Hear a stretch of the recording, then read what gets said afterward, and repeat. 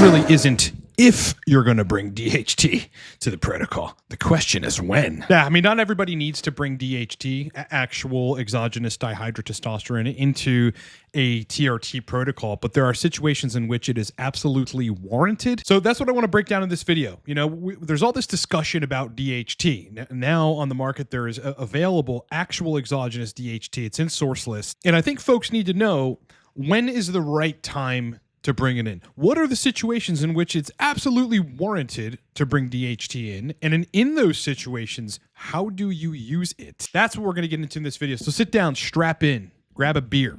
Let's get into when to bring in the powerful DHT into your TRT protocol.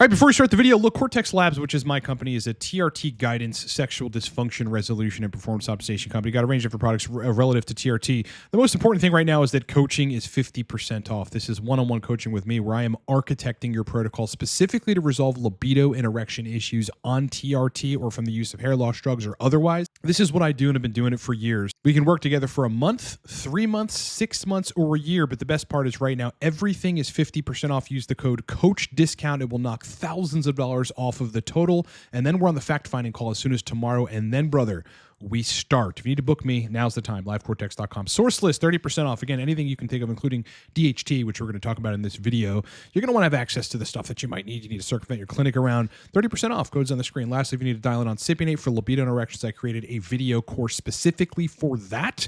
And you can download that instantly and start watching it and start applying immediately. All right, to kick this off, let's talk about DHT. Look, number one, DHT is the hormone that makes us men. It is the single differentiator between us and women as it relates to us in the womb, as it relates to our confident masculine behavior, as it relates to assertiveness, right? Males and females are extremely different. Where males, we have an assertive demeanor. Females are generally more of a submissive, kind of go with the flow sort of thing. They don't look at the world and go, I want to fucking conquer shit, generally speaking. This is what makes us men. DHT is the singular hormone that is responsible for a lot of our masculine features. DHT is the hormone responsible for erection quality, erectile rigidity, erectile sustenance, nocturnal erections, morning erections. DHT also heavily influences the brain via longer-term androgen receptor affinity and longer-term androgen receptor binding, which influences libido, but also DHT influences sensory nerve endings in the penis, which facilitates penile sensation. Again, I've been over this. I've made documentaries on this, but find out what happens if you're one of those susceptible individuals that when you inhibit DHT, 5-alpha reductase inhibitors, and sexual function becomes completely muted. And if you're not working on it, trying to fix it, in most cases for years on end, full-blown ED, no libido, no sensation, the inability to climax, and hosts of other really terrible things. That said,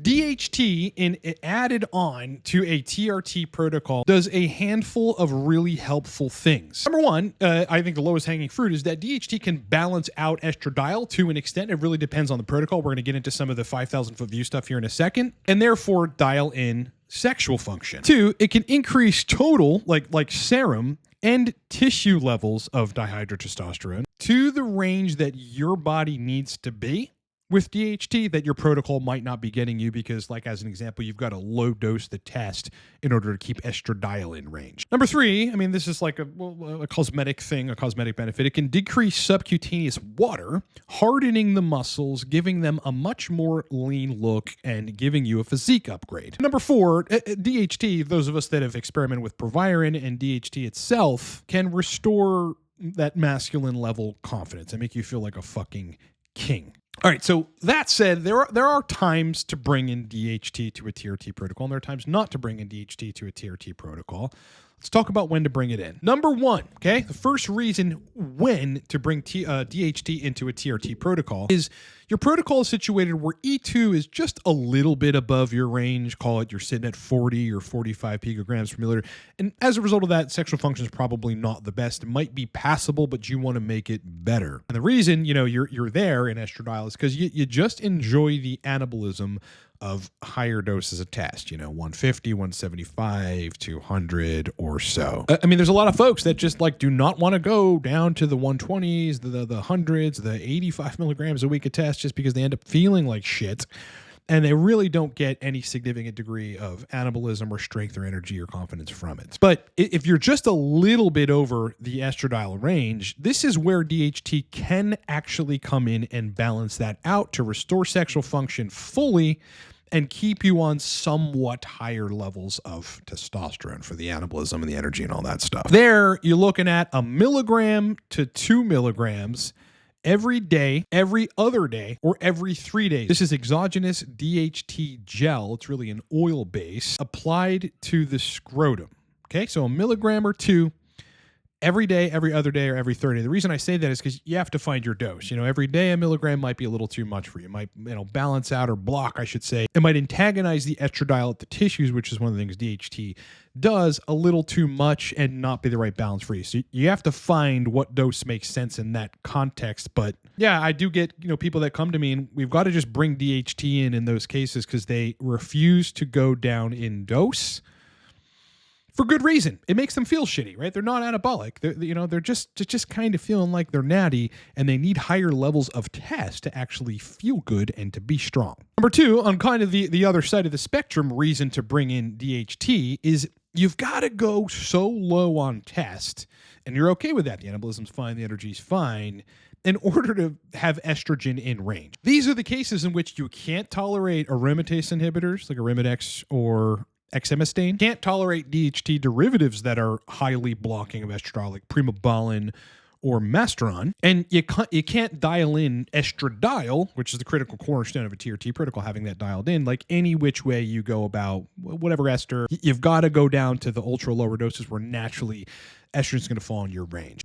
In those cases, I've seen that it's a tricky situation because, yes, you do need to go down in those doses to get estrogen where you need it to be for proper sexual function, feel good on TRT, but it's just not enough DHT to have incredible sexual function. Might be passable, good for penetrative sex, 5-10 milligrams Cialis, gets you by, it's one of those situations where it's not terrible, so you don't necessarily need to change anything. But if you want to optimize at the fullest extent possible, that's when adding DHT makes sense. There, you need slightly less than in the previous example. You're talking about 1 milligram, not 1 to 2, but just a pure milligram of DHT every day, every other day, every third day, or even every fourth day transscrotally. Again, you're not needing in that case when E2 is down, the test is down, you've got E2 in range, you need a little more DHT. You're not needing to boost DHT to some significant amount. You don't want to, have it rise 200 or 300 plus nanograms per deciliter. You might just need a 25 to 50 to 75 nanograms per deciliter increase, in which case you just want to be conservative with it. You can get the 20% DHT gel and dilute it with more MCT oil and make 1 milligram a drop, literally 1 milligram from the dropper. I've done videos on that before. Please go look for them. You can get 10% DHT gel and dilute that further so that it's 1 milligram a drop. That's ultimately where you want to be if you're trying to dial in on short strokes like this, especially in this situation. I'll make this statement. What a lot of men don't know about their current protocols, which are close to being dialed in, especially people in this case where estrogen is in range and you've had to get on a lower dose in order to achieve that, you're that close. You just need a little bit of DHT. It's not rocket science, boys. I've seen it time and time again. I'd say of all the examples of when to use DHT, that's probably the most common. It's just a lot of guys cannot tolerate the use of aromatase inhibitors. And they give them joint pain, they wreck their libido from the mental side of things, and in some cases they give guys full-blown ED because it's just indiscriminately, disproportionately antagonizing or blocking, in this case, estradiol conversion at certain tissues. It's not balanced at all. And they've got to go down to the lower doses. All right. I want to make a point again. Every application of DHT in this case is transcrotally. You're just going to get the best absorption that way. You're going to need optimization of the sexual tissues, which you need. You want it to absorb locally in the sex organs. So transcrotal application is the best application of DHT. Third example of when to bring DHT in, and I've seen this a lot less common than some of these other examples, is when you're running sports TRT, or a low-level cycle of 400 milligrams of testosterone a week. Again, sports TRT is 250 to 350 milligrams of testosterone per week.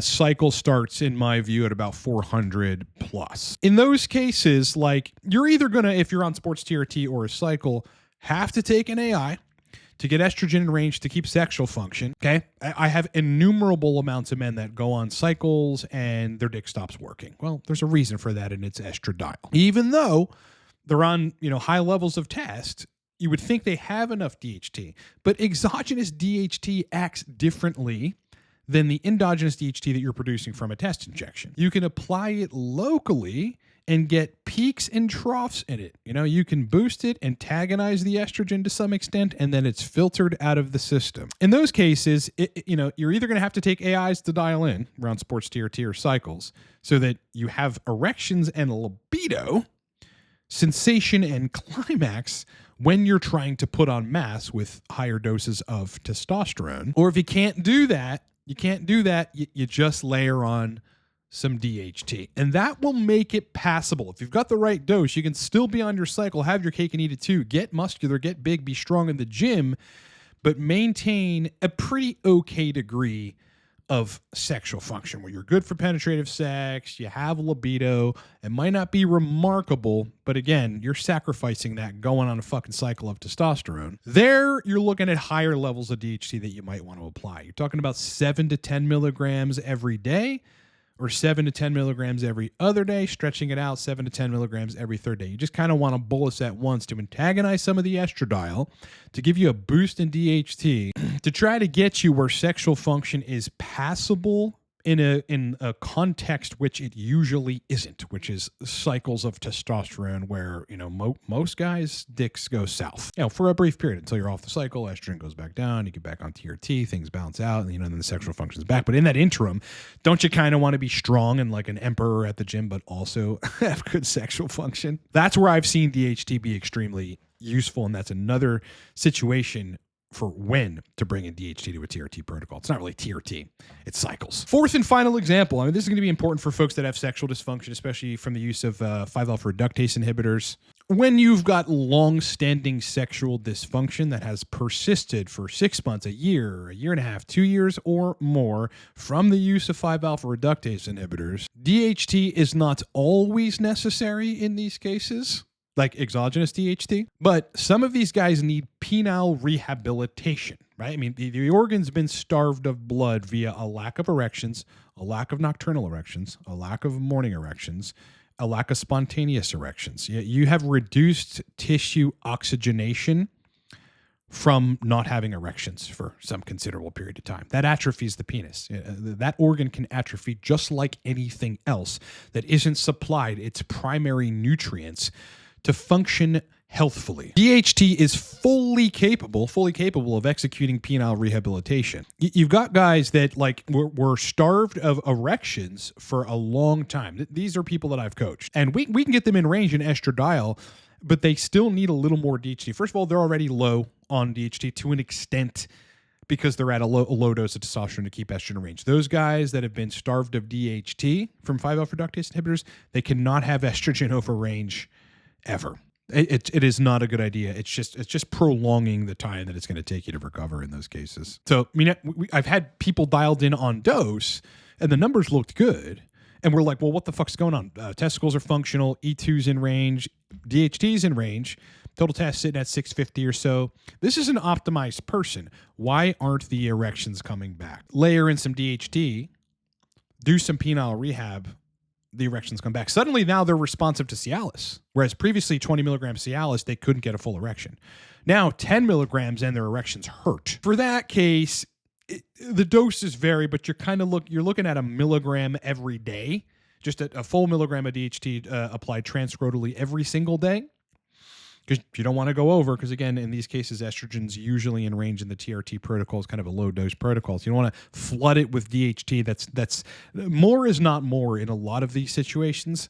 You just want enough, but you want to do it consistently. You want to supply DHT, a milligram a day, transcrotally consistently for 2 to 3 months. Could take a month, could take 4 months, and in rare cases could take 6. But I haven't seen it taken that long, and a long, long time. Look, DHT, like in the rat studies, when you've got castrated rats and they lose their erectile function, DHT is the thing that brings it back. The literature does point to this. It does show it if you're able to extract the information from it in context. But I mean, nowhere are there definitive statements that DHT can induce penile rehabilitation other than some of these rat studies. But I've seen it personally. Like again, folks that have had starved of DHT for a considerable period of time, estrogen's in range.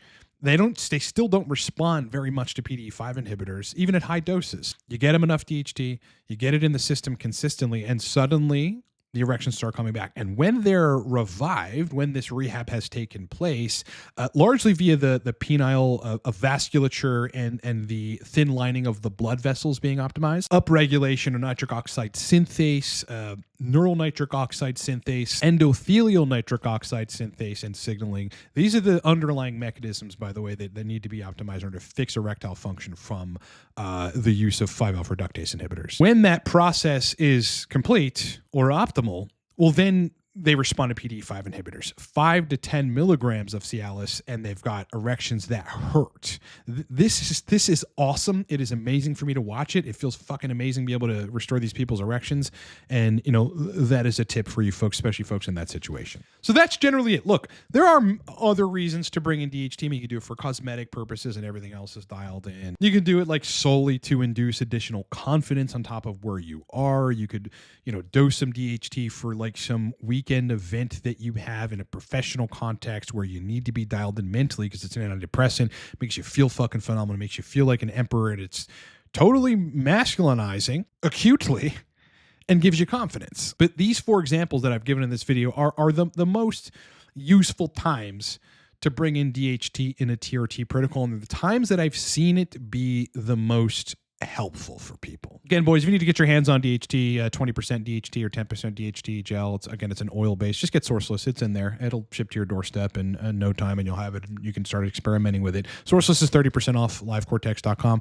Look, though, if you don't want to go at this alone, a lot of folks are going to need guidance on this. This is what I've been doing for years and what I do every day now. We'll get your sexual function back. Whether it's just you're on TRT and can't dial in, I mean, that's the majority of my clients, or long-standing DHT disruption and dysregulation. This is what I've dedicated a lot of my life to finding the resolution of. And we'll get it done. I mean, to me, it's relatively easy to know what to do in these situations. Any ester, cream, prop, enanthate, cypionate will get you dialed in. The great news is, though, is that coaching is 50% off. Okay, that is an unprecedented, significant reduction in the price.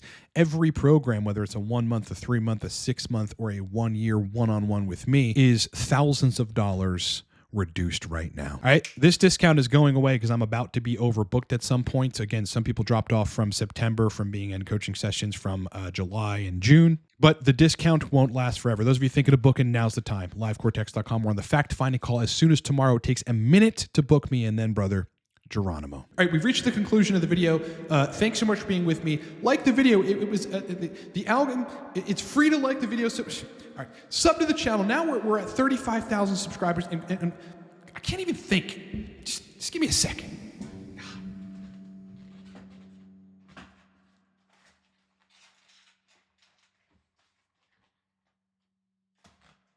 I can't move the chair any further. God, there we go. What is wrong with this chair? God, damn it. Yeah, like the video, boys. Sorry. Sub to the channel. A growing channel here, and I really need your guys' help coming on board. More content coming. Oh, Mike, you can't hear me really if I'm not talking with Mike. Let me just grab it. Why? Give me this.